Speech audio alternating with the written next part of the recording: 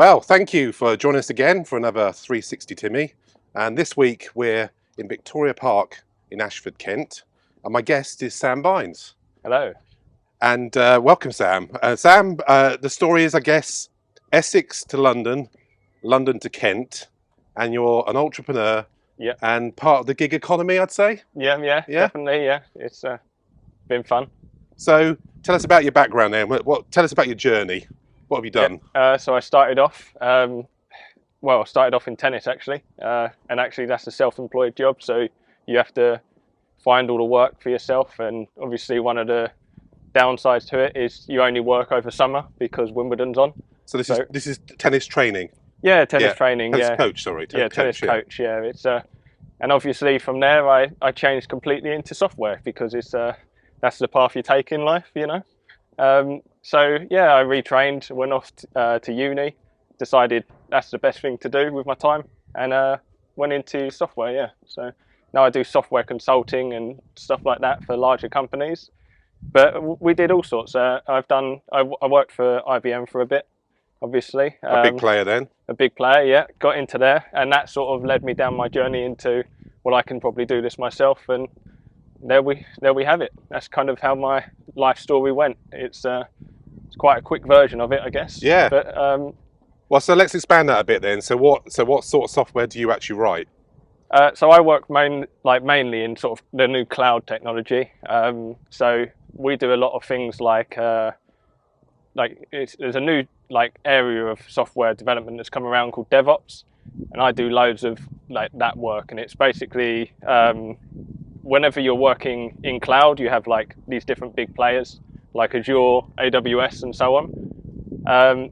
And yeah, we basically create templates and I don't know how to put it. I guess we create architectures that multiple people can use, and then we sell that pretty much. It's good money. It's been it's obviously got me my house, and it's got me loads of other things. It's got me onto the market, so it's been a good journey, I think. Yeah. And what sort of clients do you work with then? We work with all sorts of clients. Some of my clients obviously I can't name, but we do a lot with government, and we also do a lot with a lot of small companies usually, and we also do it with some of the larger companies as well. So we're not really, I guess, biased. Everybody needs cloud technology nowadays, so we do all sorts of stuff with really any client that really needs our help, and we come in usually to basically get them on track with their cloud journey, and yeah, that's pretty much it. It's good.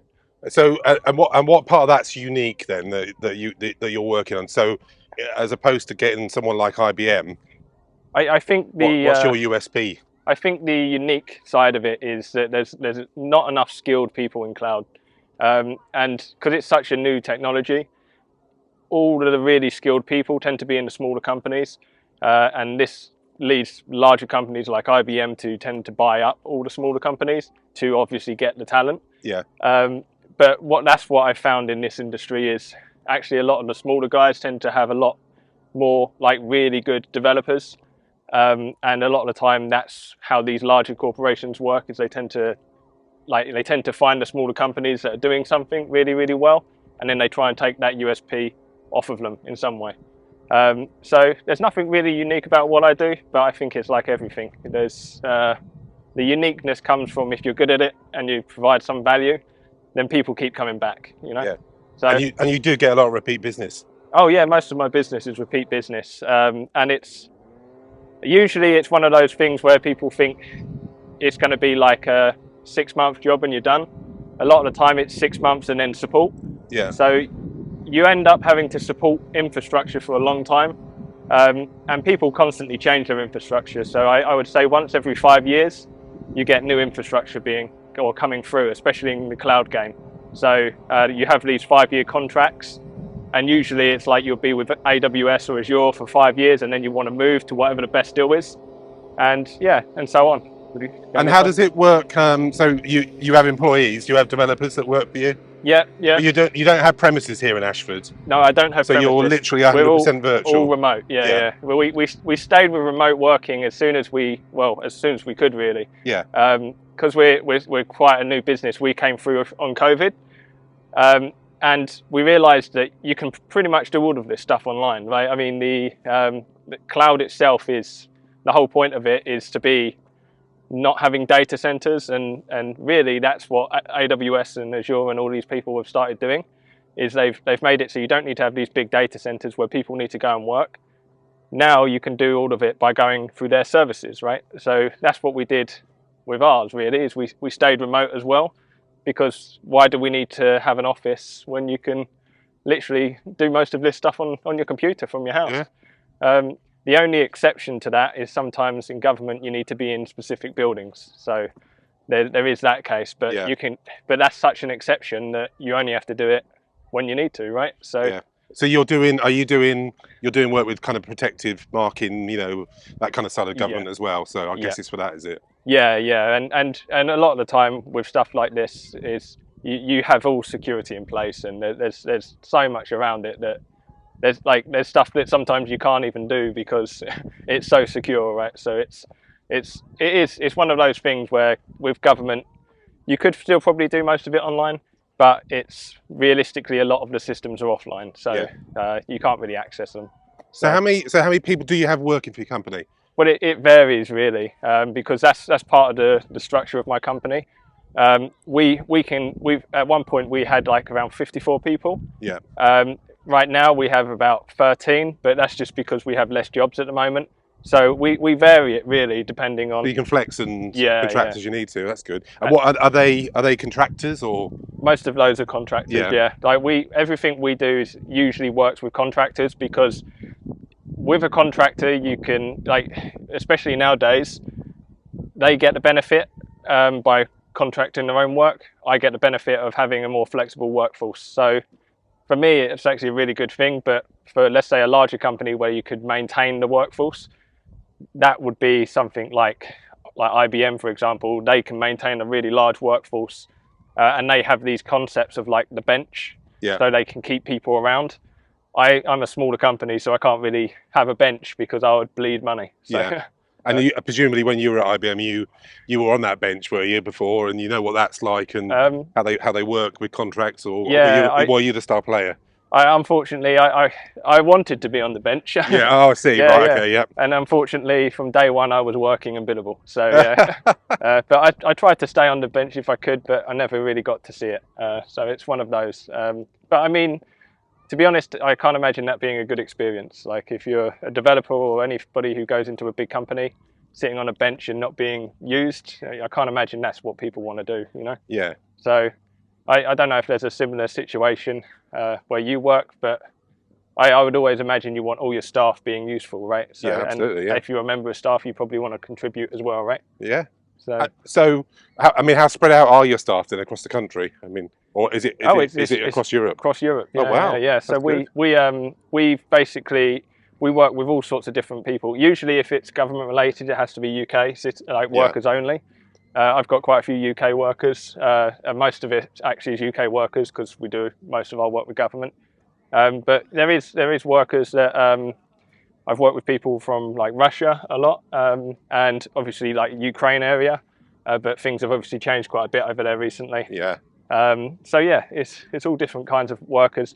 There's guys from Poland as well. So I tend to find those countries tend to have the best developers as well. So any particular challenges with that kind of working? I think the hardest part about working remotely is you have to have a lot of trust in your employees, and that's the same with anything. Is it like if you work remotely, you have to make sure. I've had situations where I've paid somebody for a job and the job's not been done, and I've had to then sort of spread myself in order to get the job done. And sometimes I've lost work because of it. But I mean, that's part of business, right? Is you try to get as much of your, you try to get the best employees you can, and then you try to support them if you can. But you've got to be prepared that everybody moves on, right? So it is one of those things. But some of those jobs I think are the better jobs because you learn a lot more from it. So it is good, right? So about your relocation to Ashford. So you're originally from Essex. Yep. Grew up there. Yeah. And then I guess you lived in London for a period to work in places like IBM. Yeah. So I lived in London for a while. I lived there just because that's where, like, you had back before COVID and even before that, you had London. If you're not really in the middle of it, and if you're working there all the time, you have to kind of be by your offices. And I moved into London, didn't really like the rent prices, and I didn't really like the atmosphere really there. So I decided to move somewhere out into like to Kent or Essex again. But I came to Kent and moved into Ashford because of it. And was there a particular reason why it was Ashford, or was that just There was luck kind of thing? well, it was mainly the house. Mainly the house, yeah. So I got told by my partner that literally The boss. That's the real boss. Yeah, then. the real boss. Yeah. I'm not actually the boss. She's the real boss. But yeah, she found this house. She liked it. There's shopping close by. Yeah. You've got everything you really need in Ashford. You've got the train. You can get into London really quick. So you've still got everything there. It's just like you're not in London. So you have more of that like outside space like we see like now and stuff. So it's quite nice, you know, because you can actually just go to a park or something. In London, you do have the parks, but You got this on your doorstep. yeah, exactly. Yeah, this is on my doorstep now. So when did you move down after COVID or during COVID, or was that During COVID? During COVID, okay. Yeah. So we moved down about 2.5 years ago now, I think. So it was just sort of towards the end of COVID. But we were quite lucky. We moved out and we obviously had our flat, so we could move out over a couple of months. Yeah. So it wasn't so bad. And yeah, it was one of those things where we've been quite lucky with everything. It's, as I said, getting on the ladder and things like that. Nowadays, everybody says it's impossible to do, but Yeah. it's. I think there's a lot of good houses around, so if you can buy them, then that's good. Well, I mean, it sounds amazing. COVID's an opportunity for everyone, wasn't it? It just changed the way everyone works, remote working. So you've started a new business, you've moved. So what does the future hold for you? I mean, I said you're an entrepreneur as well. You're always, when I talk to you, you're always thinking up other ideas. Yeah. Tell me a bit more about that. Well, not necessarily the ideas, but some of the thought processes you go through and what you'd like to do. What I sometimes do is I create a lot of software on the side. And this is because I see in my industry all the time how many like flaws and issues there are, and like everything's sort of built on like, I don't know. It's the same as everything, like infrastructure. It's built upon and then thought about later. Yeah. And it's the same with software. There's always a good bit of software that you can come along, and if you can think about an idea, and if you can actually start implementing it, then you can usually get like a good like product built, and you can create a real company out of that. So I do a lot of these softwares on the side just because I think that's where more money is going to be in the future. If you can get something that's like permanent, with software consulting, you're always selling. With like software, you sell once, and then if they like your software, they keep coming back. So it's a permanent structure, right? So and that way it would allow me to keep staff on more. So I could actually create that whole bench structure. But I don't think you can do that if you just have a software consulting business, because then you're going to always be like, you always need everybody making you money. Yeah. So it's a much more, well, it's a consultant lifestyle, isn't it? Yeah. So, but yeah, I think with thinking about coming up with ideas, I think most ideas are pretty, I tend to find there's lots of good ideas that people haven't done yet. And it's usually because they just, like, I hear people say it all the time. It's like, oh yeah, but somebody's probably already done that. And it's like, even if somebody's already done it, doesn't mean they've done it well. And there's all these other, like, I come across a lot of different software, and whenever I come across software, because I'm a consultant, I come across it when it's at its worst state. And usually there's a deadline that they've got to hit, and a lot of that bad state gets left in. Yeah. And this is why I started doing more software, is because if you can build something from scratch and you build it well, then, you know, it's like you're going to end up with a good piece of kit, and people will keep coming to you. So yeah, that's the main like reason I do stuff like that.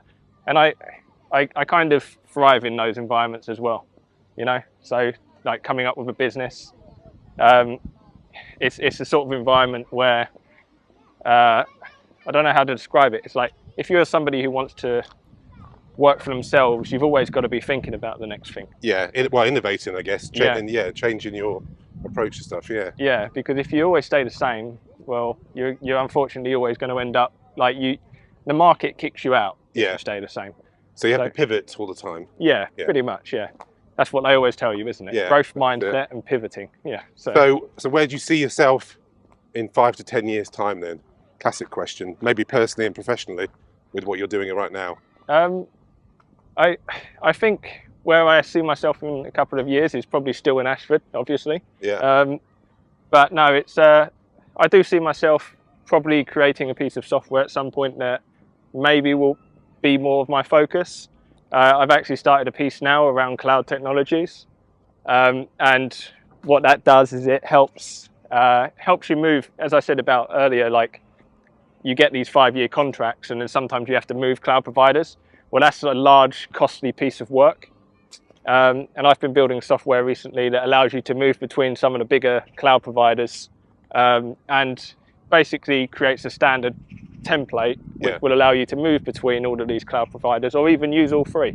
And that's where my sort of... that's good, I like that. Yeah, that's what it's about, isn't it? You've got to try and make it more accessible to people. Yeah, because once you commit to some of these cloud providers, everything's integrated. It's really difficult to get it. It's like planting a tree, isn't it? The roots spread out and take root, and it's very difficult to transplant that tree once it's grown. But with your approach, then what you're saying is the tree could have roots into different cloud providers, or you could just literally transplant it to a completely different one without any impact on the thing that it's running. And the idea is quite simple, because really all you really need to think about is separating the application layer and the actual infrastructure itself. So if you create a platform where, because a lot of this stuff runs on virtual machines now, and there's things like Kubernetes and all these other cool technologies out there which actually work across cloud providers.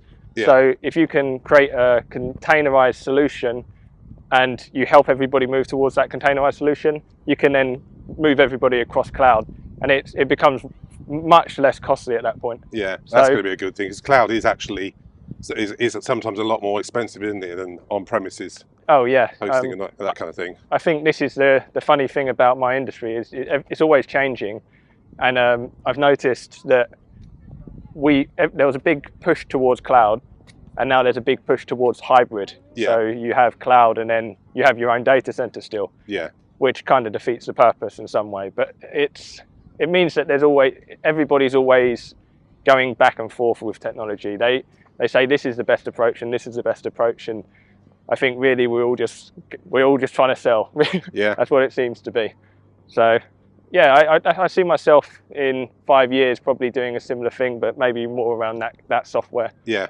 There's that window, nice and good. Oh yeah. See, perfect from the outside. Yeah. Nice view from here as well. Yeah. Well, Sam, thank you very much. It's been a great chat. I've enjoyed talking to you. And anything you want to advertise while we're on here, or? Not really. I guess I've advertised my software a little bit there, so everybody's obviously going to try and buy it off me now. Exactly. Yeah. No, but great talking to you. Have a great day, and thank you very much, everyone.